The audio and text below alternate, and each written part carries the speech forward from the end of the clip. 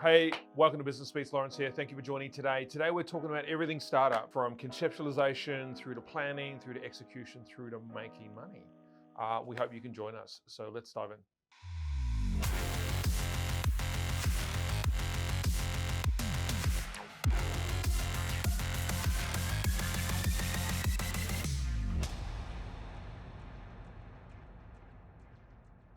So question one, what were some of your biggest challenges you came across when your first company was in its startup phase, and how did you navigate through those challenges?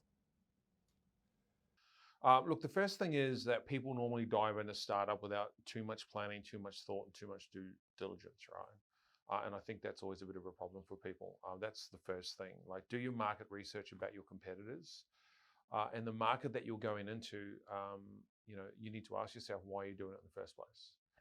So that might go to an MTP, that might go to a mission statement, whatever you think that should look like. But you really need to think deeply about that because you're going to be in it for a while, hopefully.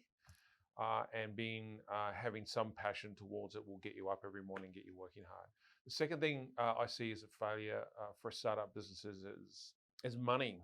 They don't have a backup of cash flow.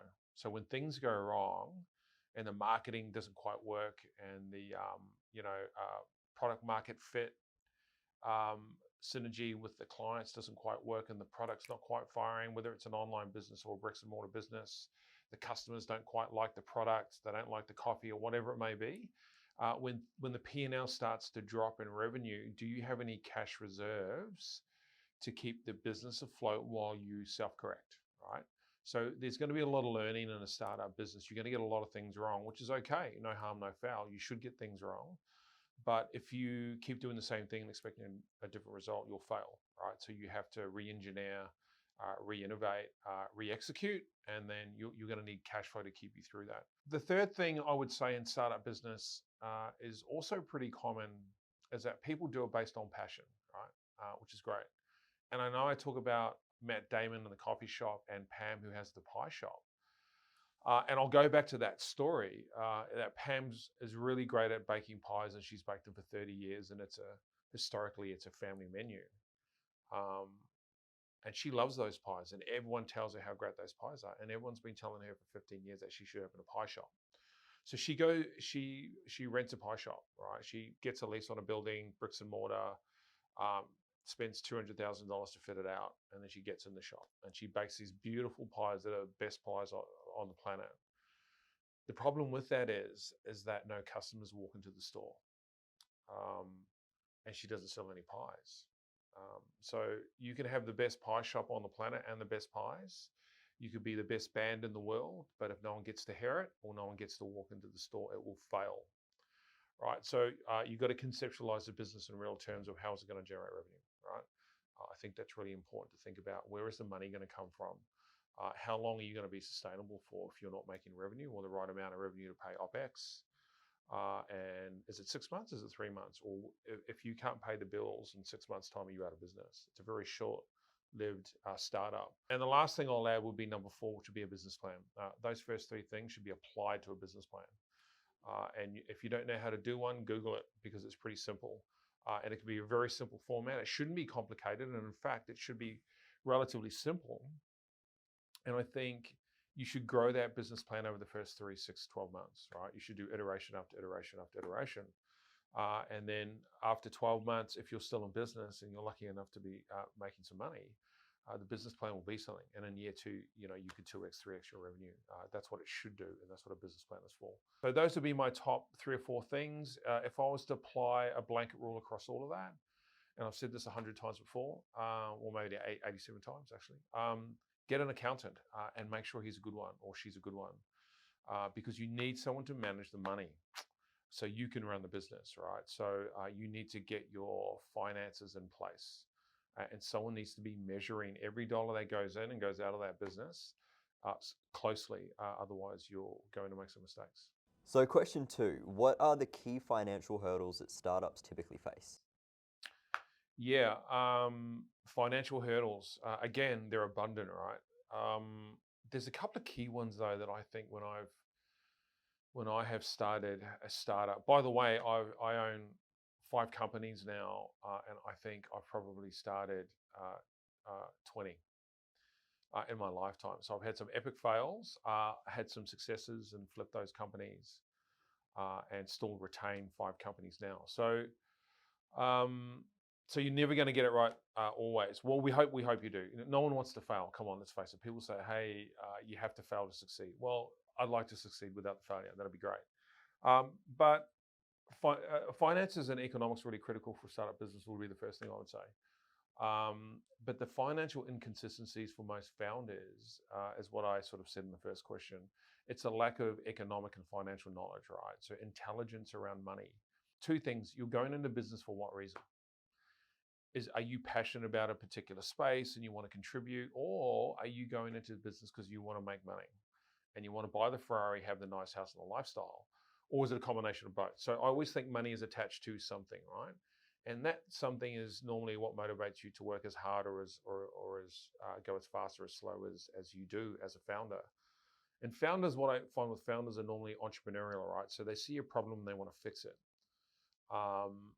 And they're quite aggressive in that approach, and a little bit crazy, as I am. And sometimes they forget about the money, right? It's easy if you're a startup, a few years ago in Silicon Valley, where venture capitalists and angel investors were throwing money at startup founders with a good idea. But that's not around anymore. I remember reading an article about Uber, and that when Travis Kalanick started that company, I think when they really got some traction across the US, I think they valued the company at like $30 billion, right? But if you looked at the bank account, there'd be no money there. So you really got to think about the financial economics of the business are real. It's not on paper. If you were the traditional founder, those Silicon Valley guys who are running that game back then is awesome. But that was all VC money. But if it's your money, protect it, right? So again, watch every dollar you spend, have a good financial accountant, review your numbers every week instead of every 30 days. That would be my advice. You will know when to change the temperament from 1 week to 30 days on looking at your financials. You'll just know. It'll happen one day.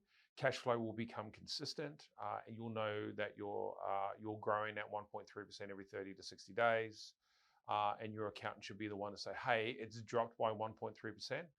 We need to look at this." And then you should deep dive on the P&L and find out what's going wrong. Isolate and analyze that, and then what can you do to execute against it to turn it around and bring it back up again, right? I only had that meeting with my general manager this morning as soon as I walked in the door, because yesterday sales on one of our companies was down by about 23%. And look, we're a multi-million-dollar company, right? But I still want to know why. And I get that you might have a good day and a bad day, but to me, that's not good enough. So my first thing is, I want a meeting this afternoon. I want to look at the reporting, and I want to know exactly what went wrong. And I want someone to tell me how we're going to fix it and to ensure it doesn't happen again. So as a founder, you'll get to the point where you have a whole bunch of staff around you, and they just need to execute against that stuff pretty aggressively, right? Because if you're too passive around the numbers, you'll go broke, 100%. It happens all the time. I see it happen all the time. I speak to startup founders that I coach. It happens to them all the time because they're spending more than what they're earning, and they don't have their eye on the number, right? So you got to unpack your P&L pretty consistently. That would be my advice. So cash flow, have cash in the bank, have access to cash, watch the P&L, have the good accountant. You might have a CFO and establish an advisory board. That could be your thing. Look, that's also pretty cool. You wouldn't do that on the initial stages though. And do you have friends and family around you where if you need an investor, you can call on somebody if things go wrong? That's if the concept has some traction. That would sort of be my advice on the finance. I know that's pretty assertive, but when it comes to money and startup business, and if it's not it's not VC cash, right? Monopoly money is what I call it, and they will hold you accountable to the return. Trust me. So if it's not that and it's out of your pocket, you should watch it closely. So how do you go about building a team for a startup, and what's the right time to onboard staff? Yeah, building a team for a startup and when's the right time? 2 pretty good questions. Look, I think the right time, let me start with that. You'll know, right? I think it just comes to you. As an entrepreneur, intuitively, you'll be able to feel it. And feel's a pretty good thing to use as a founder, because there'll be people around you telling you you need to do this. I just spoke to some guys only about 30 minutes ago, 2 years into the startup, and he's thinking as a COO that he needs an HR manager. And I wanted to say to him, I think that's a really bad idea, because HR managers are primarily focused on policies and processes, and that'll slow your business down, especially when you're only 2 years in. You'll just know, and the revenue is going to tell you that. The P&L will tell you that. Your lack of sleep will tell you that, and that'll be my simple answer to that. Just don't be very committed to the numbers on staff, right? You have to operate on nothing. You have to be the founder, the CEO, the CFO, the CTO, the HR manager, the chief AI officer. You have to be all of those people for as long as you can be that, while you build cash and you get your product to market in the clunkiest way that you can. Now, if you have an investor, it's a completely different story. You would need to have some structure in place. But here's the thing, and I've said this before, is that if you're a startup business and you're not generating any revenue, no one's going to give you a cent, because you're not Mark Zuckerberg back in the 1992, 92 or 93, right? Like, it's just, that will never happen. And I think even in Silicon Valley, that's probably not going to happen again for a very long time, even if it occurs. So you got to be pretty careful. You've got to work as hard as you can for as long as you can, and your gut feeling and your intuition will tell you when you need to hire somebody, and it'll also tell you who that is. Normally, people want to go to process and policy. I say that's a bad idea. Unless you're a founder that can sell, but I don't know many founders who can. You probably want to hire a salesperson and a marketing person, all in the one individual, right? That's the same person. So get an awesome marketing person who's an okay salesperson, or a awesome salesperson who can learn how to market. That's normally my go-to, and that has been my go-to in most startups that I've started. And I've just found it always worked, because I normally would start with all the sales.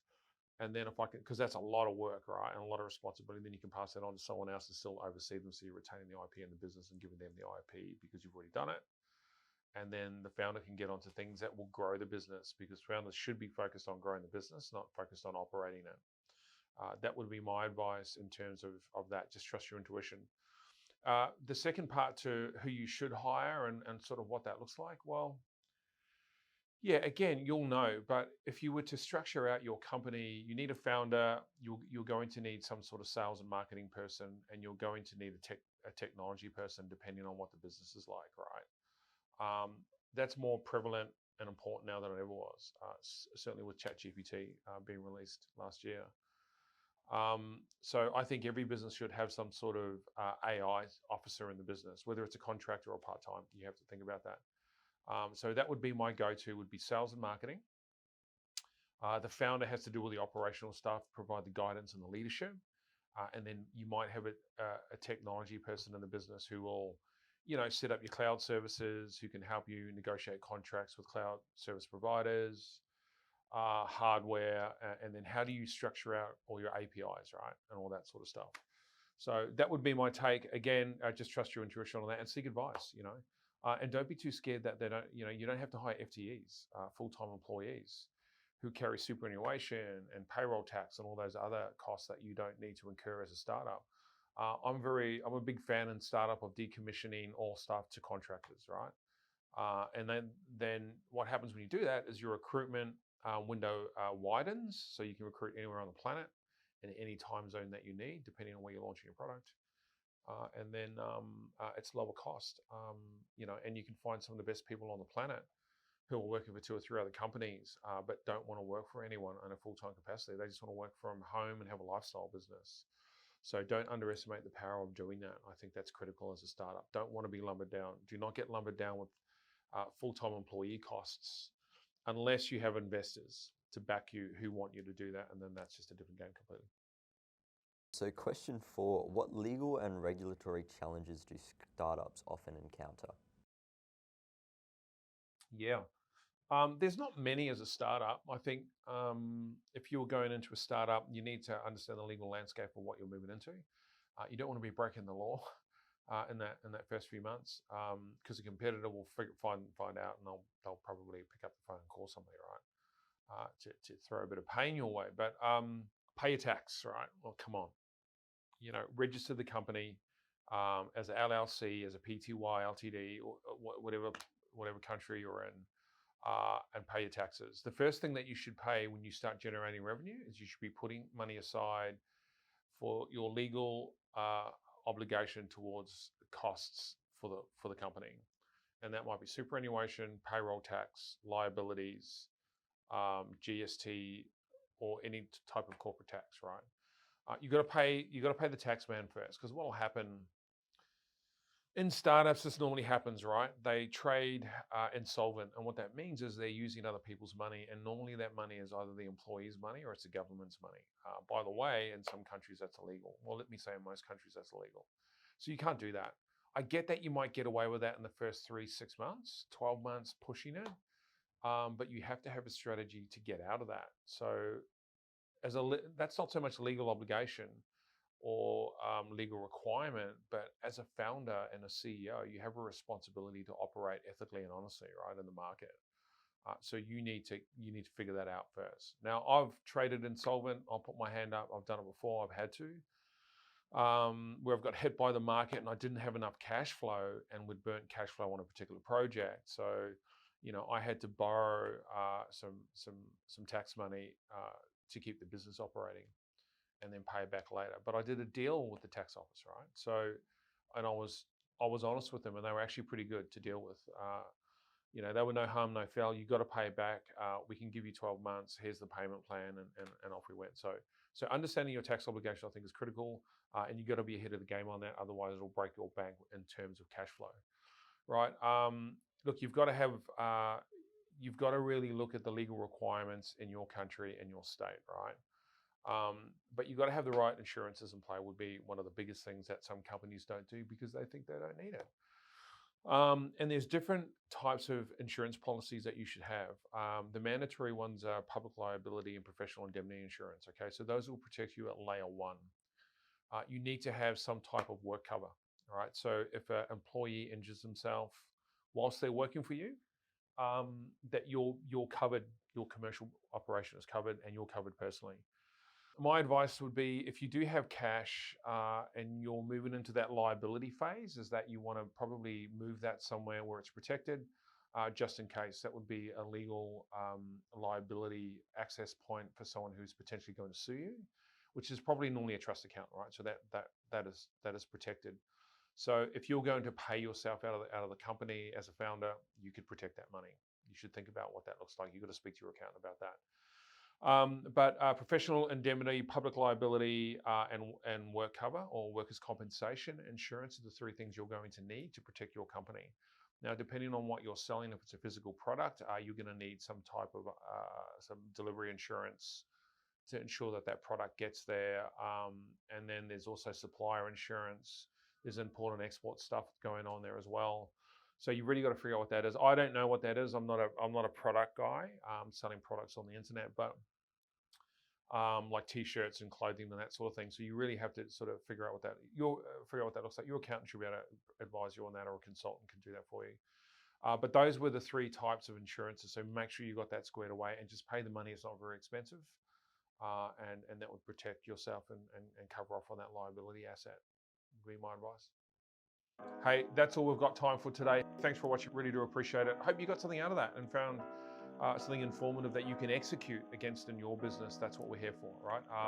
So that we would appreciate it if you would subscribe. We're trying to push out as much good information as we can, and we hope it helps. It's an element of contribution for us. So again, thanks for joining. Really appreciate it, and we'll see you next time.